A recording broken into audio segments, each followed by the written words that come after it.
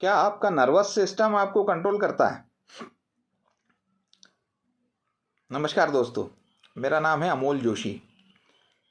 उज्जैन में एजे life care के नाम से मेरा उपक्रम है, जहां मैं सभी प्रकार की काउंसलिंग में करता हूं और लोगों को मदद करता हूं।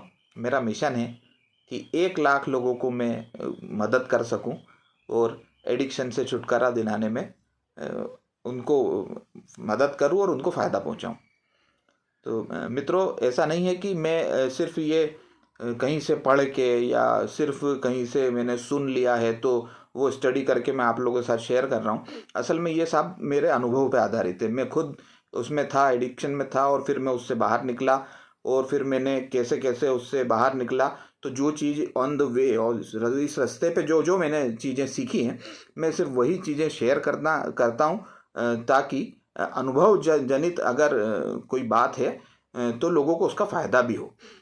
होता क्या है कि जनरली लोग यूट्यूब से देख लेते हैं, किताबों से पढ़ लेते हैं, और उनको लगता है कि हमारा तो सब कुछ अच्छा हो गया, मतलब हम बहुत नॉलेजेबल हो गए।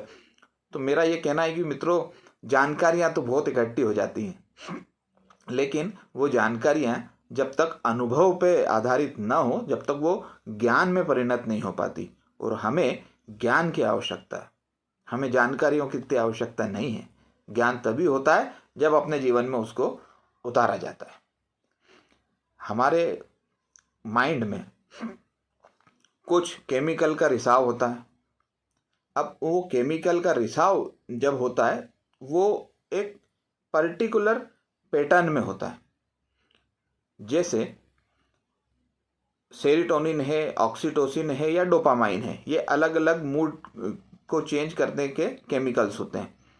तो होता क्या है, व्यक्ति जब कोई एक एडिक्शन करता है, मान लीजिए वो तनाव में है, या बचपन में कुछ इस प्रकार से कुछ घटित हुआ जिसको वो किसी के सामने उजागर नहीं कर पाए, या संगत इस प्रकार से मिली है, या वो जन्मजात ही कुछ डेफिशिएंसी लेके पैदा हुआ है।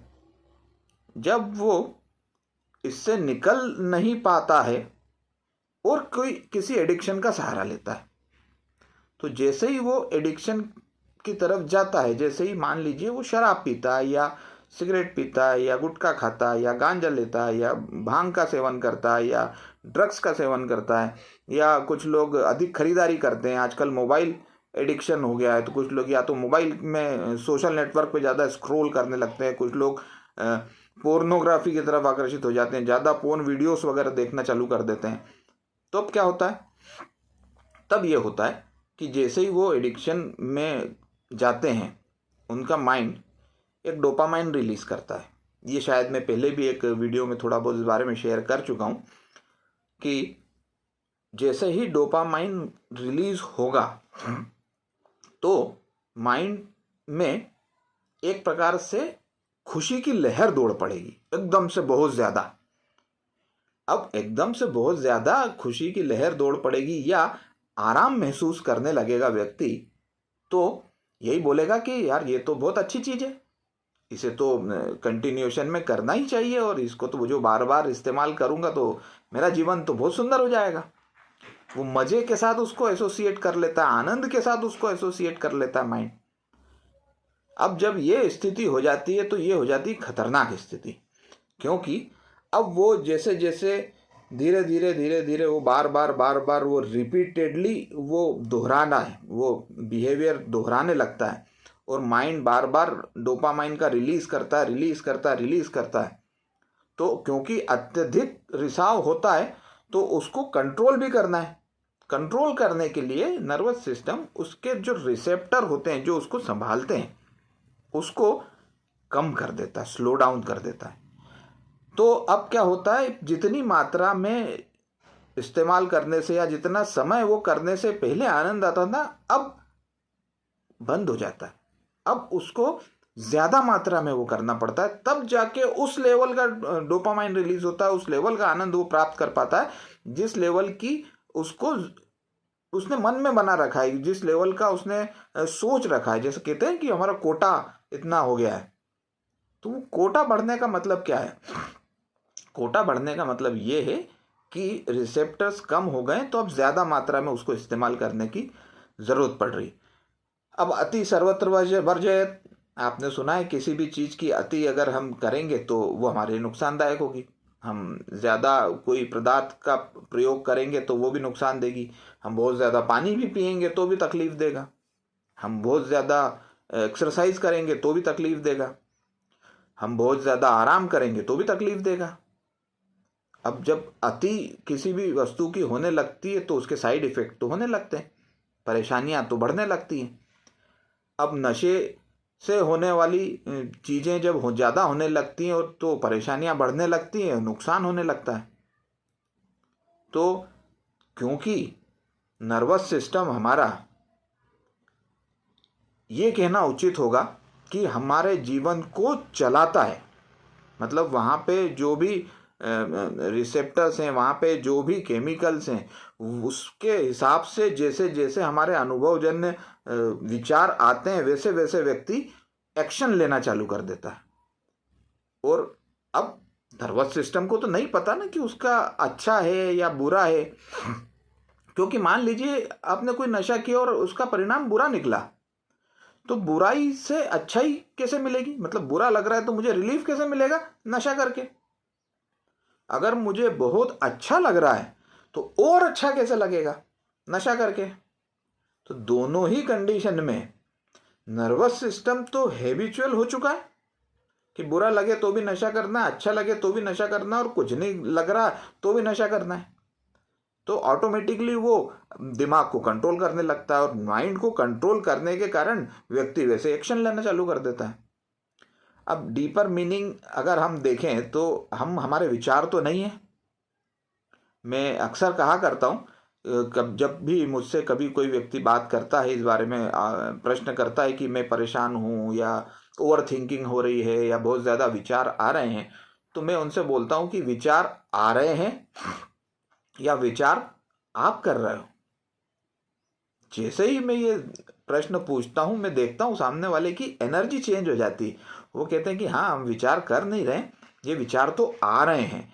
तो जो ऑटोमेटिक विचार आ रहे हैं वो तो मैं हो नहीं, वो तो मैं हो भी नहीं सकता। अब जब हम आध्यात्मिकता में ज़्यादा गहरे जाते हैं तो हमको ये समझ में आता है कि हम तो ये शरीर भी नहीं है, हम तो ये माइंड भी नहीं है, हम तो वो चेतना है, हम तो वो अवेयरनेस है जिसको कि ये सारी चीज़ें पता लगती हैं। लेकिन उस स्तर पे क्योंकि प्रैक्टिस नहीं है, उस स्तर पे हम पहुंच नहीं पाए, तो हम क्या करें? हमें जीवन के साथ संतुलन बिठाना आवश्यक है। अब जीवन के साथ संतुलन हम कैसे बिठाएंगे? जीवन के साथ संतुलन हम तभी बिठा पाएंगे जब हम इससे अपने आप को अलग कर सकें, इस भेद को सही रूप में समझ सकें, पकड़ सकें कि ये विचार आ रहे हैं, अब इनको एंटरटेन करना है कि नहीं करना।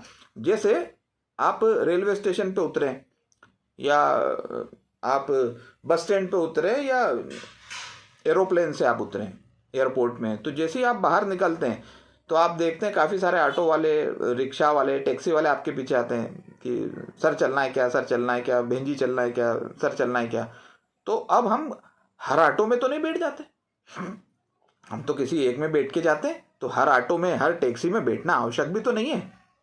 पर हम क्या करते हैं, क्योंकि नर्वस सिस्टम कंट्रोल कर रहा है, हम क्या करते हैं, हम थोड़ी देर के लिए एक ऑटो में बैठते हैं, चलते हैं, उतरते हैं, दूसरे ऑटो में बैठ जाते हैं, फिर उतरते हैं, फिर तीसरे ऑटो में बैठ जाते हैं, फिर उतरते हैं। तो सुबह से शाम तक हम बार बार वो अपनी सवारियां बदलते रहते हैं। अभी सवारी मतलब क्या? सवारी मतलब मेरे विचार। वैज्ञानिक कहते हैं, मनोवैज्ञानिक कहते हैं कि आज के दिन, एक दिन में लगभग 60,000 विचार व्यक्ति के मन में आते हैं, और 90% विचार वही होते हैं जो कल भी आए थे, पुराने विचार। सिर्फ 10% है जो आज के अनुभव के साथ नए नए आए हुए हैं।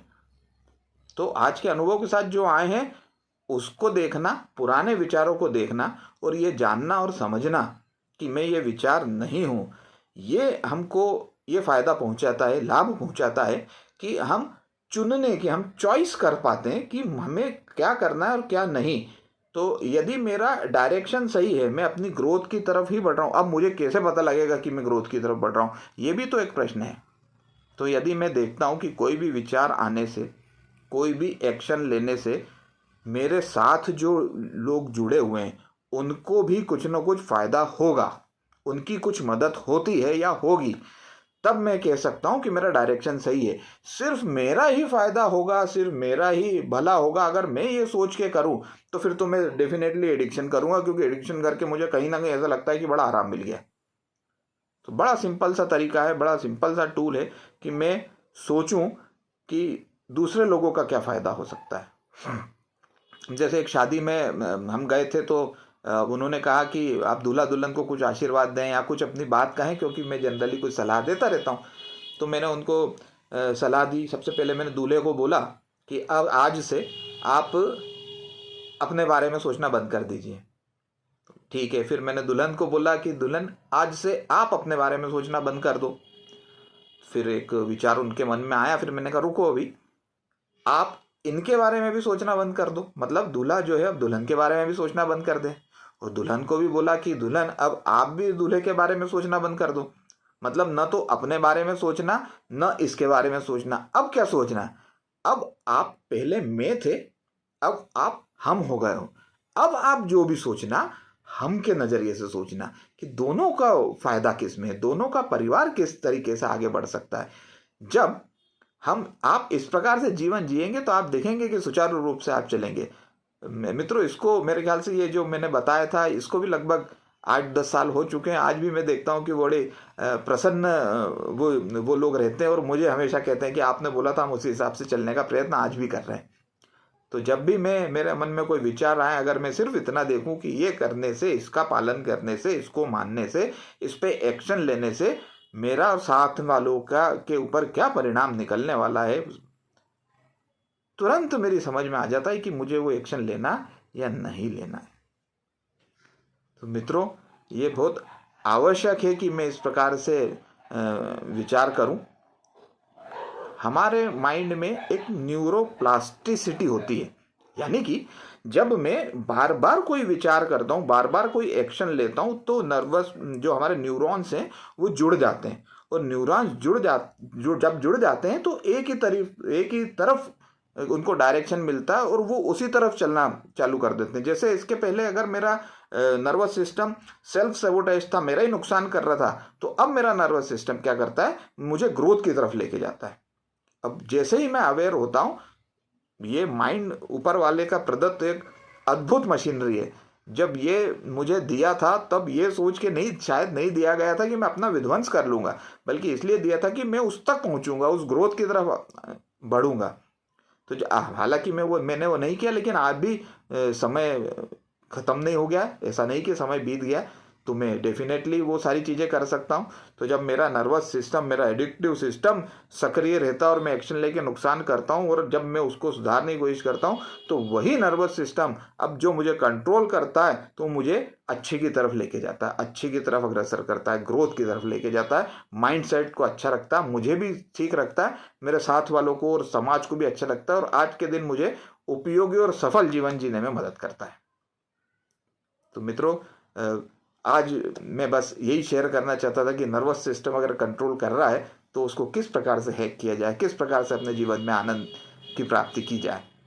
आप लोगों को टीचिंग पसंद आए तो चाहूँगा कि ज़्यादा से ज़्यादा इसको शेयर करें, ताकि सभी लोगों को इस बारे में पता लगे, और आपका भी एक छोटा सा योगदान हो जाए शेयर करने से, ताकि आपके साथ जुड़े हुए लोगों को भी इस बारे में पता लगे, इस बारे में जानकारियाँ हों। और हो सके तो कमेंट में नर्वस सिस्टम या यस जरूर लिख दें। धन्यवाद।